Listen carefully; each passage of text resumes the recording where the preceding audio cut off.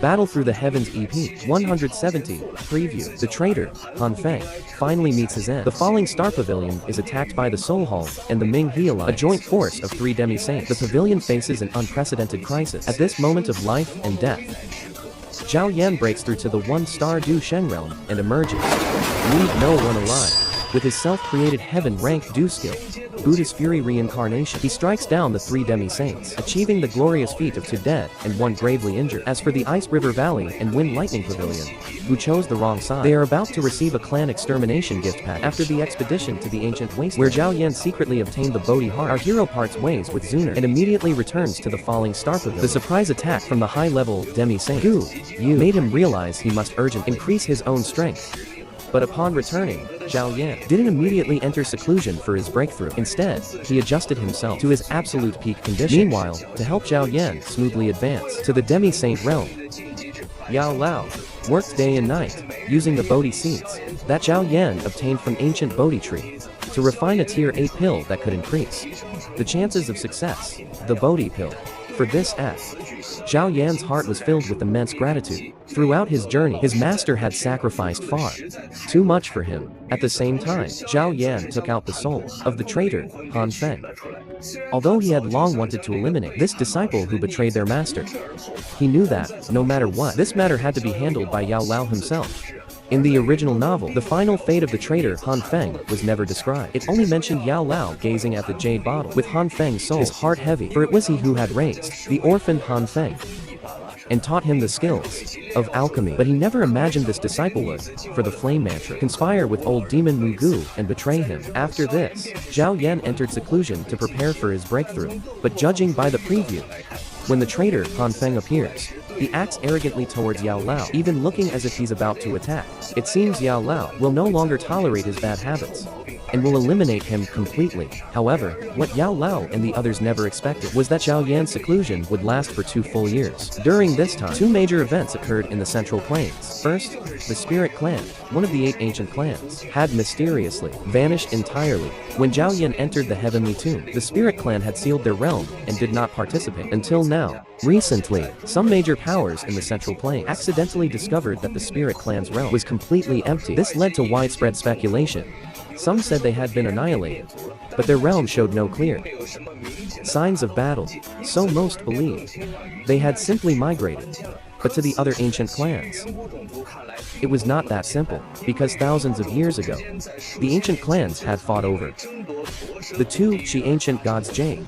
So, in the eyes of the Lei, Shi, and Yan clan, it was likely the Gu clan or the Hun clan who, for the sake of the Jade, had secretly eliminated the Spirit Clan. After all, on the Du-Ki continent, only these 2 clans could pull off such a silent annihilation. Only these 2 clans, but with no concrete evidence to prove who did it.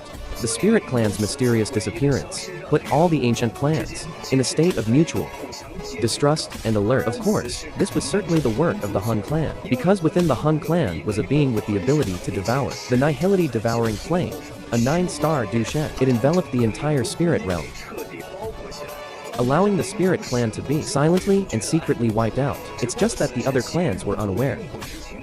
The second major event was that the Falling Star Pavilion had become the center of attention in the Central Plains, because Yao Lao had refined the Bodhi pill, which increased the chances of advancing to the demi-saint realm. Many experts flocked to join the Falling Star Pavilion, causing it to grow stronger and stronger. However, some factions couldn't bear to see them prosper. The first among them was the Heavenly Ming sect, because Zhao Yan had previously killed their vice sect master Liu Kang in the ancient wasteland.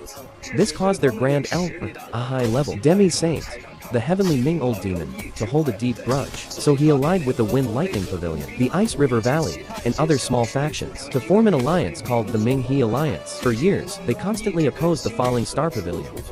As for why the Wind Lightning Pavilion and Ice River Valley, as if they had lost their minds, also joined this alliance, it was likely to snatch some of the pavilion's territory, or to gain some benefits. At first, it was just minor, harmless skirmishes. Plus, the Falling Star Pavilion's strength was also considerable, so the 2 sides were in a state of stalemate. It's worth mentioning that Kai Lin, Zhao Yushan, and King Lin's strengths during these 2 years successively reached the peak Du Venerate realm. But later, the Heavenly Ming Old Demon suddenly led the Ming He Alliance's army and attacked the Falling Star Pavilion directly. The reason he was so confident was because he had an alliance with the Soul Hall. After all, the enemy of my enemy is my friend. And the strongest force dispatched by the Soul Hall this time was the high-level Demi-Saint Second Heavenly Venerate Gu Yu, along with the newly promoted Third Heavenly Venerate, with the addition of the Heavenly Ming Old Demon, also a high-level Demi-Saint. This formidable lineup, in their eyes, was enough to wipe out the Falling Star Pavilion. One can be beaten to death, but never scared to death. So, to buy enough time for Zhao Yan to break through. At the start of the great battle, the high-level Demi-Saint, Yao Lao, proposed to fight the Heavenly Ming Old Demon, and Gu Yu alone. Although Zhao Yishan and the others strongly objected, there was no better plan at the moment. After all, in the current Falling Star Pavilion, the only one who had touched the Saint Realm was Yao Lao. As for the low-level Demi-Saint from the Soul Hall, he would be stalled by Medusa, Zhao Yishan, and King Lin, three Peak Du Venerates.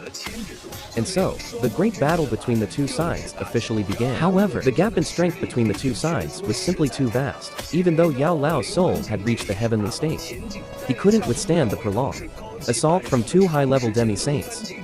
As for Kai Lin, Zhao Yishan, and King Lin, although they each had special techniques, their opponent was still, after all, a low-level Demi-Saint. In the end, the third heavenly venerate, though lightly injured, defeated the three of them, leaving them with no strength to fight. At the same time, Yao Lao was also narrowly defeated by Gu Yu. As for the other low-level Du Venerates of the pavilion, the casualties were heavy, just as Gu Yu gave the order to wipe out the Falling Star Pavilion. At the critical moment, Zhao Yan broke through, emerging as a one-star Du Shen. Seeing Yao Lao and his beloved friends gravely injured and on the verge of death, our hero was completely and utterly enraged. Leave no one alive. The moment Zhao Yan appeared to prevent Gu Yu and the others from calling for reinforcements, he sealed the entire star realm. This terrified them completely. Gu, you never dreamed that in just 2 years, this kid would leap directly from Peak Du Venerate, past the Demi-Saint state, and reach the realm of a Du Shen. To save their own lives, the three of them unleashed their ultimate life-saving techniques. But how can a firefly's glow compete with the bright moon?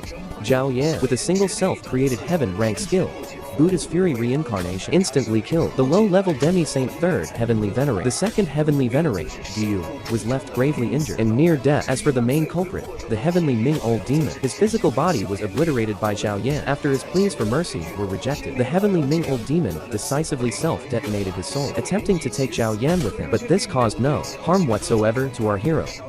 Instead, the massive impact shattered the spatial barrier. This gave Gu Yu a glimmer of hope for escape. However, just as Zhao Yan was about to finish off this last survivor, Gu Yu was secretly rescued by the great heavenly venerate of the Soul Hall, a Peak 1-star Du Shen. He secretly intervened and saved him, but he did not attack the Falling Star Pavilion. First, because of the pact among ancient clans that Du Shen cannot casually interfere. Second, the Hun clan was plotting its next move, and with their attack on the Yao clan imminent, they were short on manpower. Furthermore, in the Hun clan's eyes, the current Zhao Yan posed no threat whatsoever.